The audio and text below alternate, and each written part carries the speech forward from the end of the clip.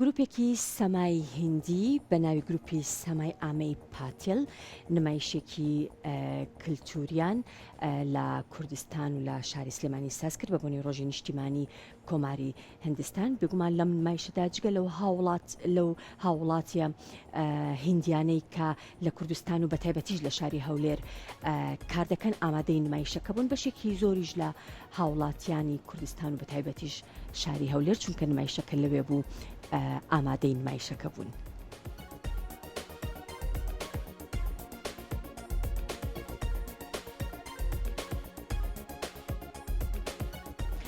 بە بۆنەی ڕۆژی نیشتیمانی کۆماری هندستان، قونسڵگەری گشتی وڵاتی هند لە هەرێمی کوردستان بە هاوبەشی حکوومەتی هەرێم گروپی سەمای ئامەی پاتێل نمایشێکی کللتوری سەمای وڵاتەکەیان پێشکەش کرد.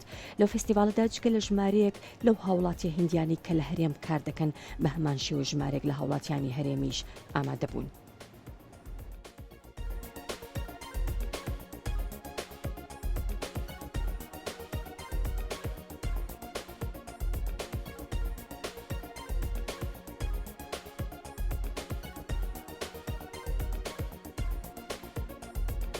تیمێک هاتووە لە هەندستان، تیمێکی کەلتوریە، تیمێکی دانسی کەلتوریە لە بوونەی ساڵیادی 74مین ڕۆژی کۆماری هندستان سەردانی هەرێمی کوردستانیان کردووە.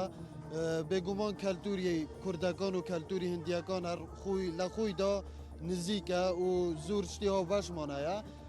ئێستاش کۆنسڵخانەی هندستان لە هەوڵی ئەوەدایە کە ئەو پەیوەندیە پتەوتر بکات و فراوانتر بکات.